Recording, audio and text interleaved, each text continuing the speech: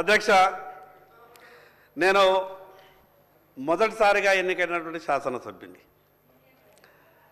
దయచేసి నేనేమైనా తప్పులు మాట్లాడితే దాన్ని సవరించండి. మీ ద్వారా ప్రభుత్వానికి ఒక విషయం చెప్పదలుచుకున్నాం. సరే, ఎన్నికల సమయంలో రాజకీయ ప్రసంగాలు, ఓటర్లను ఆకర్షించడానికి రకరకాల వ్యవహారాలు అవి సహజంగా జరుగుతున్నాయి. కానీ నేనేమంటున్నానంటే, ప్రజలు మీకు అధికారం ఇచ్చిండ్రు. ఈరోజు అధికారం ఇచ్చిన తర్వాత కూడా మీరు తప్పించుకునే ప్రయత్నం చేస్తే ప్రజలు క్షమించరు. అధ్యక్ష, ఎంత అన్యాయం ఉన్నదంటే మీకు చెప్తా. 2014 కన్నా ముందు మేము అనుకుంటుంటాం, ఈ సమైక్య ఆంధ్రప్రదేశ్లో బీసీలకు అన్యాయం జరుగుతున్నది, మన రాష్ట్రం మనకొస్తే అన్ని రకాలుగా న్యాయం జరుగుతుందని బాగా ఆశపడ్డాం అధ్యక్ష. ఆశపడడమే కాదు అధ్యక్ష, తెలంగాణ ఉద్యమంలో ముందు వరుసలో ఉండి పోరాటం చేసింది బీసీ బిడ్డల అధ్యక్ష. ఇది నేనేదో మాట వరుసకు చెప్తున్నది కాదు. ఆత్మహత్యలు చేసుకున్నది బీసీ బిడ్డలు, తెలంగాణలో ముందుండి పోరాటం చేసింది బీసీ బిడ్డలు, ఉద్యోగాల్ని పణంగా పెట్టింది బీసీ బిడ్డలు. కానీ తెలంగాణ రాష్ట్రం వచ్చిన తర్వాత 2014లో ఇక అనుకున్నాం, మా దశ తిరిగింది, మాకంతా కూడా బాగా జరుగుతాయని అనుకున్నాం. కానీ అధ్యక్ష, మిత్రులు వాళ్ళైనా వీళ్ళైనా మా పట్ల మేము ఏం పాపం చేసినామో ఏమో అధ్యక్ష, మా బాధ. 2014లో ఈ తెలంగాణ రాష్ట్రం వచ్చిన తర్వాత ఎంబీసీ అనే కార్పొరేషన్ ఏర్పాటైంది అధ్యక్ష. Most backward class. ఇక మా సోదరులు వాళ్ళు కూడా అనుకోరు ఏంటంటే, బీసీలలో ఇంకా మేము వెనకబడి ఉన్నాం కాబట్టి మన తెలంగాణ మనకు వచ్చింది, ఎంబీసీ అనే కార్పొరేషన్ ఏర్పాటయింది, దానికి సంవత్సరానికి 1000 కోట్లు. మీరు హైదరాబాద్కి వస్తే కుల సంఘాలకు మీకు బిల్డింగులు ఇస్తాం, మీ భవిష్యత్తు బాగుంటుంది, మీ పిల్లలు హైదరాబాద్ చూడరా, ఎప్పటిదాకా జిల్లాలో ఉంటారంటే మేమంతా ఉరికురికి ఈ హైదరాబాద్కి వచ్చినాం అధ్యక్ష. హైదరాబాద్కి వచ్చే మీదే సంఘం, మీదే కుల సంఘం, ఇక మీకు 5 ఎకరాలు, ఇక మీకు 3 ఎకరాలు, ఇక మీకు 4 ఎకరాలు. ఇక మేము సంతోషపడ్డాం, జిల్లా ఏర్పాటాల్లోనే మాకు కుల సంఘాలు లేవు, ఇక హైదరాబాద్లో ఇచ్చారు, ఇక అయిపోయింది, మా బతుకులన్నీ బాగా అయిపోయినాయని ఇక మేము జిల్లాలకు పోయినాం. మా నాయకులంతా కూడా ప్రచారం చేసిండ్రు, అయిపోయినాయి, మన బతుకులన్నీ మారిపోయినాయి, హైదరాబాద్లో మనకు పెద్ద పెద్ద సంఘ భవనం వచ్చిందని. అవి ఏడిస్తారు అధ్యక్ష, మాకు తెలుసా? మాకిచ్చేటి హైదరాబాద్కు 60 కిలోమీటర్ల దూరంలో, 60 కిలోమీటర్లు 70 కిలోమీటర్ల దూరంలో. కానీ మిగతా వాళ్ళకు అభివృద్ధి, ఈ రాష్ట్రానికి ముఖ్యమంత్రులు అయిన వాళ్ళకు, ఈ తెలంగాణ రాష్ట్రాన్ని పరిపాలించిన వాళ్ళకు, భారతదేశ రాజకీయాల్ని ప్రభావితం చేసేటోళ్లకు, వాళ్ళకు హైదరాబాదులో బంజారా హిల్స్కు దగ్గరిస్తారు అధ్యక్ష. ఇది వివక్ష కాదు అధ్యక్ష? ఆ పార్టీ అయినా ఈ పార్టీ అయినా బీసీల గురించి ఏం ఆలోచిస్తున్నారు అధ్యక్ష? మరి ఎన్ని సంవత్సరాలు ఈ రకమైనటువంటి పరిస్థితులే ఉంటే కేవలం ఎన్నికల సమయంలో మాట్లాడతాం, మిగతా సమయంలో ఈ రకమైనటువంటి దారులు ఎన్నుకుంటామంటే మేము ఏ రోజు బాగుపడాలి అధ్యక్ష? అధ్యక్ష, ఈరోజు బీసీల పరిస్థితి అధ్యక్ష, నా నాయ బ్రాహ్మణ సోదరుడు బార్బర్ షాప్ పెట్టుకుంటా అంటే బ్యాంకులు లోన్లు ఇయ్యాయి అధ్యక్ష. నా రజక సోదరుడు ల్యాండ్రీ దుకాణం పెట్టుకుంటామంటే బ్యాంకులు లోన్లు ఇయ్యాయి అధ్యక్ష. కానీ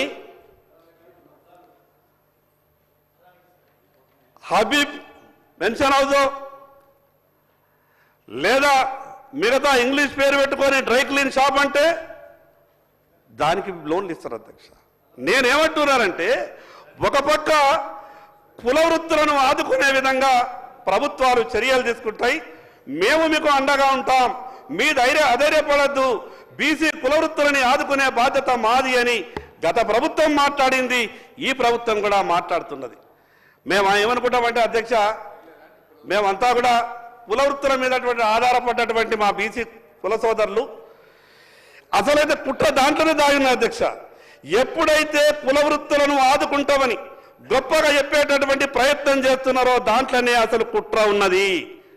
100 సంవత్సరాల నుండి మేము కుల వృత్తుల మీద ఆధారపడుతున్నాం. ఇంకా ఏదైనా ప్రభుత్వం 5,000 10,000 సాయం చేస్తుందంటే అదే గొప్పది అనుకుంటున్నాం అధ్యక్ష. కుల వృత్తుల మీద ఆధారపడ్డాం కాబట్టి, ఆ కుల వృత్తుల మీద ఉన్నాం మేము కాబట్టి, ఈ ప్రభుత్వాలు ఇచ్చేటటువంటి ఏదో అరకొర సాయం మీద మేము దృష్టి పెట్టినాం కాబట్టి ఇంకా ఎదుగుతలేము అధ్యక్ష. మేము అధ్యక్ష ఎంత గొప్పగా చెప్పింది అధ్యక్ష. ఎందుకు ఇవ్వరు అధ్యక్ష? బీసీ ఎమ్మెల్యేలు కారా అధ్యక్ష? మరి ఈ 42, 46, 50% మాట అంటారు. నేను ఈరోజు ఉన్నటువంటి ప్రభుత్వం కాదు, గతంలో ఉన్నటువంటి ప్రభుత్వం కాదు, ప్రభుత్వాలు ఏవైనా సరే, ఈరోజు కాంగ్రెస్ ప్రభుత్వం ఉన్నది, రేపు ఇంకో పార్టీ ప్రభుత్వం వస్తుంది. ప్రభుత్వాలు ఏవైనా సరే ఈ శాసనసభలో మాట్లాడినటువంటి ప్రతి మాటకు విలువ ఉండాలా, ఈ శాసనసభలో చేసినటువంటి ప్రతి తీర్మానానికి ఒక విలువ ఉండాలా. కానీ ప్రభుత్వాలు ఏం ఆలోచిస్తున్నాయి అధ్యక్ష? తీర్మానం చేసి మేము చేతులు దులుపుకుంటామనే పరిస్థితికి ప్రభుత్వాలు ఆలోచిస్తున్నాయి. కానీ ఇది ఎట్లా సాధ్యమవుతుంది అధ్యక్ష? ఎవరు మమ్మల్ని కాపాడాలా? ఇక్కడ ఉన్నటువంటి ఈ ప్రభుత్వమే కదా, ఇచ్చిన మాట నిలబెట్టుకోవాల్సింది మీరే కదా. ఇంకో పక్క అధ్యక్ష, నేను ఈ మాట అంటే అక్బరుద్దీన్ గారు ఎక్కడ లేస్తారో అని భయం పడుతున్నది. अकबर भाई को मैं पहले बोल दूं, भैया अब थोड़ा सा सुनिए, मैं जो बोल रहा हूं ये लगा दिए पंचायत, पहले हम परेशान हैं. ముందేమన్నారు అధ్యక్ష? బీసీలు మీరు గాబరా పడకుర్రి, ముస్లింలకు ఇస్తున్నటువంటి రిజర్వేషన్లు కేవలం అవి విద్య కొరకే, మీ రాజకీయాలలో వాళ్ళు ఏమి రారు, మీ దగ్గరికి దరిదాపులలో ఏముండరు, మిమ్మల్ని ముట్టరు పట్టరు, మీరెందుకు పరిశాన్ అవుతారంటే మేము అనుకున్నాం అట్లనే ఉంటుందేమనుకున్నాం.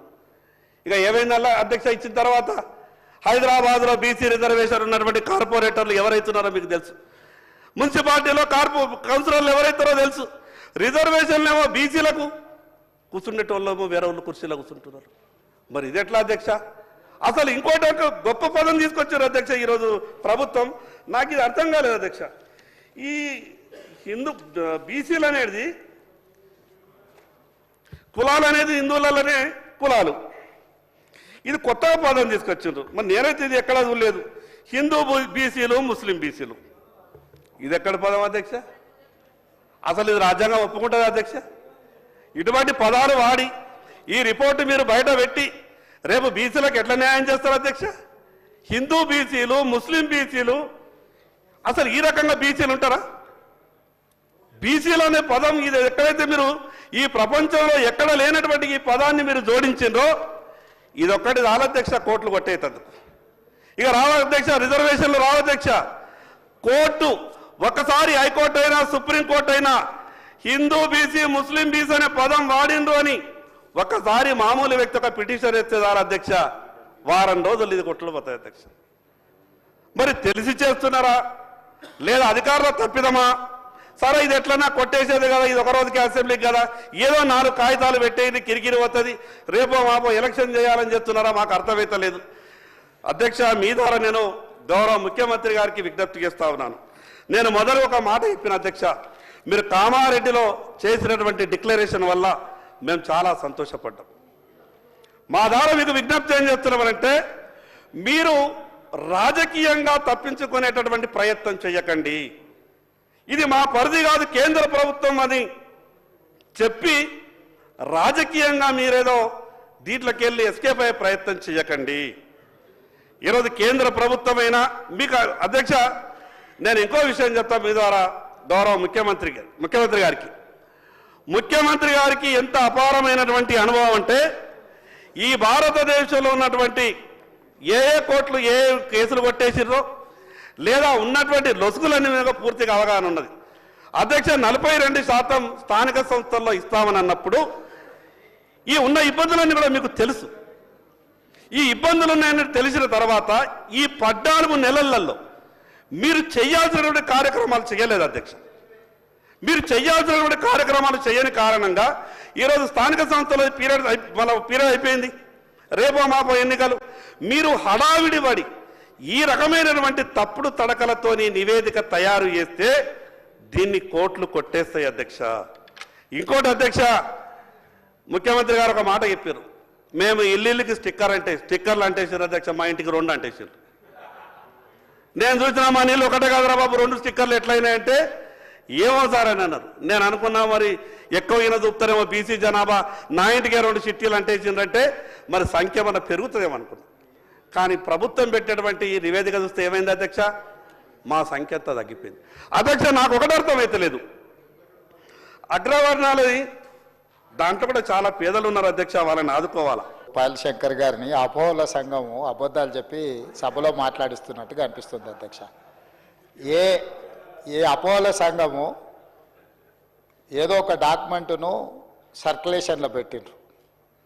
ఈ సర్క్యులేషన్లో చేసిన దాన్ని బట్టే వారు ఒకటి కోట్ చేస్తున్నారు. ఏమని?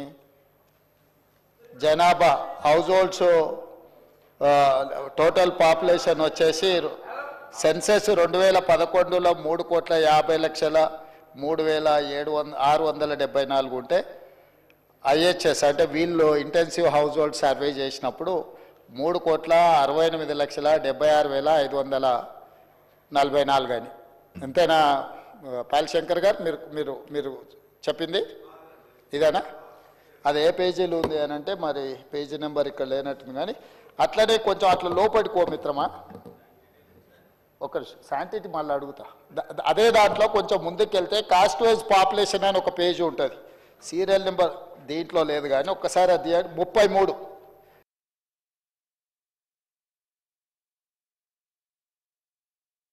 పేజ్ నెంబర్ 33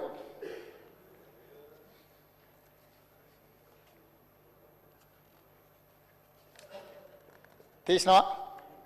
పేజ్ నెంబర్ 33 ఒక్కసారి చదువు మిత్రమా. ఓసీలు ఎంత పర్సెంటేజ్ ఇచ్చిండ్రు?